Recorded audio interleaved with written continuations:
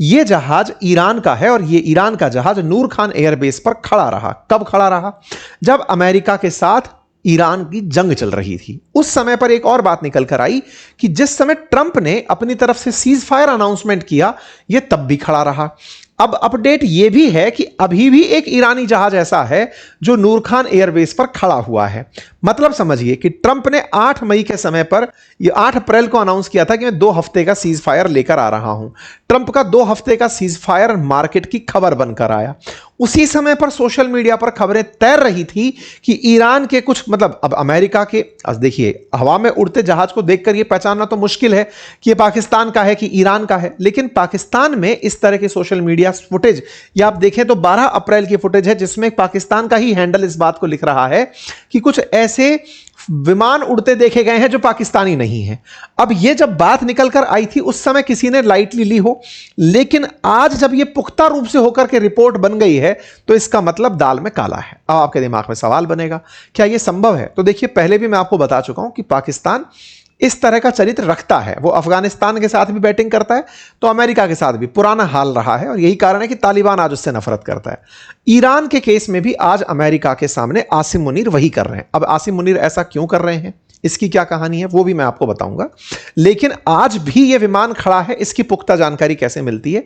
पाकिस्तान खुद इस जानकारी को देने आता है और वो बाकायदा सीबीएस न्यूज की इस रिपोर्ट को अपनी तरफ से रेस्पॉन्स देते हुए कहता है कि जब सीज फायर के बाद हमारी बातचीत चलना शुरू हुई ना, जब इस्लामाबाद वार्ता शुरू हुई अमेरिका और ईरान के बीच की, उस समय पर बहुत सारे डेलीगेशन और डिप्लोमेट्स ऐसे थे जो ईरान से पाकिस्तान आए थे, तो उनका आना जाना बना रहे, इस चक्कर में बहुत सारे फ्लाइट्स और विमान यहां पर आकर खड़े हो गए और उन्हीं को आज तक हम ट्रांसपोर्टेशन में यूज कर रहे हैं। इसका मतलब यह हुआ कि पाकिस्तान ने कहीं ना कहीं इस बातचीत का लाभ ईरान के ट्रस्ट गेन के साथ साथ एक सेफ हाउस के रूप में भी किया कि किसी ना किसी प्रकार से अमेरिका से मैं बचकर रहूंगा। अब यही जानकारी निकलकर एक मैक्सर रिपोर्ट के माध्यम से 15 अप्रैल की निकलकर आती है। 15 अप्रैल को यह वाला जहाज यहां पर खड़ा दिखाई देता है। डेमियन सिमोन करके जो हैंडल है उसने इस बात को हाईलाइट किया कि अप्रैल पूरे में यह जहाज यहां पर खड़ा रहा जिस समय अमेरिका ईरान पर हमले कर रहा था। कुल मिलाकर यह बात तो एक हुई। एक और बात सीबीएस न्यूज ने निकाली और वो क्या थी कि इन्होंने साहब, ईरान वालों ने पाकिस्तान में ही नहीं अफगानिस्तान के अंदर भी अपना जहाज खड़ा रखा। मतलब इनको जब गोले पड़ रहे थे तो इन्होंने कुछ विमान इधर उधर उड़ा दिए। अभी तो कंफर्मेशन नहीं है, हो सकता है तुर्की भी एक आध विमान उड़कर गया हो सकता है कतर, कुवैत, ओमान कहीं भी गया हो। ऐसे में बोले ईरान ने जहाज अपने अफगानिस्तान में भी खड़े किए थे। अफगानिस्तान जिसको पाकिस्तान के साथ पहले ही रार चल रही है, हालांकि अफगानिस्तान भी इस बात को मना करते हुए निकल आया, नहीं नहीं साहब, हमारे ऊपर नहीं आया कोई भी विमान। कुल मिलाकर के ये तो तय है कि इसने डबल खेल किया है। अब क्या ये डबल खेल करने की समझदारी आप और हमको ही पता चली? क्या अपन इतने इंटेलिजेंट हो गए और ट्रंप का खुफिया सिस्टम परेशान है, वो जानता ही नहीं होगा? नहीं, ऐसा नहीं है। अमेरिका इनका चरित्र पहले से जानता है और अमेरिका में बहुत से कई सीनियर वेटरन जो मतलब सैनिक हैं, उन्होंने ट्रंप को यह बात लिखित में दी कि सर, आपका जो ये फेवरेट फील्ड मार्शल है, ये आपसे ज्यादा ईरानियन लोगों का फील्ड मार्शल है। ईरान के अंदर जो कुद्स फोर्सेस का आसिम सुलेमानी था, जिसको आप लोगों ने मारा था, यह व्यक्ति उसका बहुत करीबी आदमी हुआ करता था और यह हुसैन सलामी जो आईआरजीसी का कमांडर है, उसका भी यह करीबी रहा है। बोले आसिम मुनीर ईरान की इस आईआरजीसी का, देखिए आईआरजीसी के बारे में अभी कल जब हमने थोड़े दिन पहले एक डिप्लोमेटिक डेस्क का कार्यक्रम रखा था तो उसमें एक पूर्व सेना के जनरल और डिप्लोमेट जो प्रेजेंट थे अपने सेशन, अपने डिप्लोमेटिक डेस्क के इवेंट में, वो भी इस बात को हाईलाइट कर रहे थे कि आईआरजीसी रेगुलर सेना की तरह ऑपरेट नहीं करती है। वो बनी ही इस काम के लिए है कि ईरान का नैरेटिव वर्ल्ड में कैसे सही सेट हो, और उस काम को करने के लिए वो कुछ भी एक्सट्रीम कदम उठाती है। मतलब इस तरह से समझिए कि ईरान की सेना अलग है और आईआरजीसी अलग है। आईआरजीसी का काम है कि ईरान का जो धर्म को लेकर एक्सट्रीमिज्म है वो पूरे अपने प्रॉक्सीज के थ्रू चलता रहे, चाहे हिजबुल्लाह के थ्रू चले, चाहे हूतियों के थ्रू चले, इन सब के थ्रू वो अपना काम चलाने के प्रति पूरे समय सक्रिय रहता है। उस समय पर पाकिस्तान जो खुद अपने आप में सेना के रूप में आतंकी समूह है, वो आईआरजीसी के ज्यादा नजदीक है ईरान की सेना के तुलना में। तो ऐसे में बोले इन लोगों की पहले से ही पहचान है और ये कासिम सुलेमानी का पहले ही बहुत करीबी रहा हुआ है। ये बातें पहले से अमेरिका जानता है, लेकिन फिर भी उसे ईरान के लिए पाकिस्तान की जरूरत थी। क्यों? क्योंकि और कोई देश ऐसा नहीं था जिसको ईरान ने निशाना बनाया ना हो। ईरान लगभग सब देशों को निशाना बना चुका था। पाकिस्तान के पास कहीं ना कहीं खुद का वो जो डिफेंस सिस्टम है, न्यूक्लियर बम है, उसने उसकी हिफाजत ईरान से करवाई। कुल मिलाकर ईरान की नजर में पाकिस्तान एकमात्र न्यूट्रल कंट्री बचा था जो अमेरिका से भी बातचीत कर सकता था और ईरान से, इसलिए इसको इस बात का लाभ दिया गया। खैर कोई बात नहीं। ईरान का पाकिस्तान कनेक्शन क्या इनको पसंद आ रहा होगा?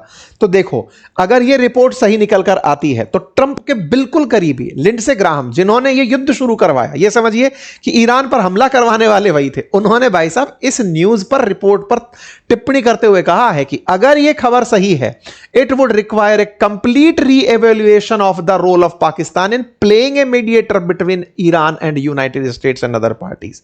अगर यह बात सही निकली तो इसके बाद में हमें सोचना पड़ेगा। और ऐसे में prior statement by Pakistani defence officials toward Israel, I would not be shocked if they were true. और ऐसे में इनके रक्षा मंत्री जो इजराइल के खिलाफ बयान दे रहे थे, मैं शौक नहीं होऊंगा कि वो सही हो, क्योंकि इजराइल के खिलाफ पहले भी पाकिस्तान के रक्षा मंत्री के बहुत अनर्गल बयान आ चुके हैं जिस पर अमेरिका ने इनको लताड़ लगाई थी। तो ऐसे में लिंडसे ग्राहम एक्टिवेट हो चुके हैं। अब खबर की सत्यता की ही बात चल रही है। खैर, अमेरिका से बचकर एक जहाज पाकिस्तान में आया, यह तो पाकिस्तान ने भी स्वीकार कर लिया। हालांकि उसने इसको इस तरह से ले लिया कि नहीं साहब, हमने तो डिप्लोमेटिक वार्ता के लिए, सोचिए बात तो हो रही है इस्लामाबाद में, खड़ा कर रखा है नूर खान में। तो चलिए अब इस बात को पहचानते हैं कि नूर खान में क्या कर रहा था। असल में नूर खान में हो सकता है भाई साहब अपना यूरेनियम रखने गए हो। जैसा मैंने आपसे कहा ना, सबसे सेफ चोर को जगह कौन सी लगती है? पुलिस थाना, कि यहां कोई नहीं तलाशेगा। तो साहब नूर खान में अमेरिका अपना यूरेनियम अगर लगा के बैठा हो, जो कयास है, तो चलो अपन भी वही रख लेंगे अपना। एक कारण ये हो सकता है। दूसरा, असल में आपको मालूम होगा बहुत सारे ऐसे वेपन्स ईरान ने हाल ही के समय में अमेरिका के खिलाफ यूज किए थे। उन वेपन्स की सप्लाई चाइना के ऊपर ब्लेम आई थी कि चाइना ने सप्लाई किए होंगे। तो ऐसे में चाइना से यह खबर अप्रैल 12 में बाहर निकली थी, अमेरिकी खबर नहीं निकाली थी, कि ऐसी बात निकल कर आई थी इंटेलिजेंस के माध्यम से कि चाइना ने ऐसे वेपन शिप किए हैं ईरान को जो कि सीज फायर के दौरान नुकसानदायक हो सकते थे। तो इसका मतलब चाइना ने पूरी तरह से अपने ड्रोन्स को, इन सब को सप्लाई किया है ईरान को। यह खबर बाहर निकली थी। तो कैसे किया होगा? स्वाभाविक सी बात है कि कोई ना कोई तो मीडिएटर बना होगा। चाइना से उड़कर अगर हवाई जहाज सीधा वहां जाता तो पकड़ में आता। इस बात को नेतन्याहू से पूछा गया कि क्या आप भी ऐसा मानते हैं? इन्होंने पब्लिकली एक्सेप्ट किया, हां बिल्कुल मानते हैं, चाइना ने मदद की है, मैं मानता हूं, लेकिन उस पर कमेंट्री नहीं करूंगा। चाइना पर कमेंट्री क्यों नहीं करेंगे, अब उसकी कहानी सुन लो। क्योंकि पाकिस्तान फेल होता हुआ दिख रहा है। अरागची चाइना जा चुके हैं, चाइना पे विश्वास व्यक्त कर चुके हैं कि आप ही मध्यस्थता कर दो। तो साहब इनके लिए तो चाहे पाकिस्तान खेले चाहे चाइना खेले, दोनों तरफ से जीत है। पाकिस्तान के लिए भी दोनों तरफ से जीत है कि ईरान भी अपना है और अमेरिका भी अपना है। तो असल में अमेरिका के साथ क्या हो रहा है? अमेरिका को पाकिस्तान को अभी भी पाल पोस कर रखना पड़ रहा है। इसको $1.3 बिलियन की ऑलरेडी मदद भेज दी गई है। ट्रंप लेकिन इस बार अब चाइना के पास जा रहे हैं। तो देखिए, जो जेडी वेंस थे उन्हें पाकिस्तान भेजा गया और ट्रंप अब चीन की यात्रा पर हैं। और ट्रंप जब चीन जा रहे हैं तो वो शी जिनपिंग से मुलाकात करेंगे और शी जिनपिंग के पास 4 सूत्रीय पॉइंट ऑलरेडी पहुंच चुके हैं। तो ऐसे में आज अमेरिका चाइना की यात्रा पर है। तो अब जब यात्रा पर जा रहे हैं तो ट्रेड सुपर पावर कौन है यह सबको समझ में आ रहा है। ट्रंप का कहना है कि उनके पास सारे प्लांट्स अभी भी जिंदा हैं, लेकिन इन दोनों की यात्रा के मायने लोग निकाल रहे हैं। क्या निकाल रहे हैं? कि इनकी यात्रा जब चीन की होगी उस समय पर चाइना मध्यस्थता कर सकता है अमेरिका और ईरान के बीच में। ऐसा मैं क्यों कह रहा हूं? क्योंकि इस्लामिक रिपब्लिक ऑफ ईरान ने खुद ने अपनी तरफ से तैयारी दिखा दी है, कह दिया है कि साहब हम चाइना के साथ हैं। चाइना अगर हमारे लिए 4 पॉइंट प्लान लेकर आया है। असल में एक 4 पॉइंट प्लान निकल कर आया था spoke person of Chinese embassy का इंडिया के लिए। उस 4 पॉइंट प्लान में यह बातें लिखी गई थी कि कैसे पीसफुल को एग्जिस्टेंस कराया जा सकता है। तो इस 4 पॉइंट प्लान पर ईरान सहमति दे चुका है और अमेरिका अगर इस बात को मानने के लिए तैयार हो जाता है तो यहां से लगता है कि चाइना मध्यस्थ की भूमिका में निकल आए।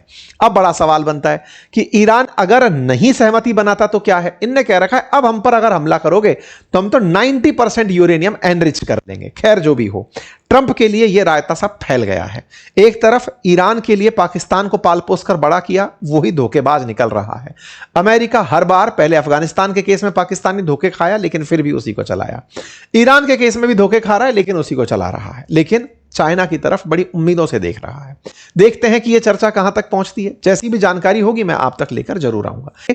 कि जिस चैनल पर फिलहाल आप खबरें सुन रहे हैं, पढ़ रहे हैं, आपसे गुजारिश है कि इसे सब्सक्राइब करना ना भूलें, क्योंकि आप में से बहुत सारे साथियों ने इस चैनल को सब्सक्राइब नहीं किया हुआ है। आप सब्सक्राइब करते हैं तो हमारे साथ आपका जुड़ाव हमारे लिए एक ताकत के रूप में दिखाई पड़ता है।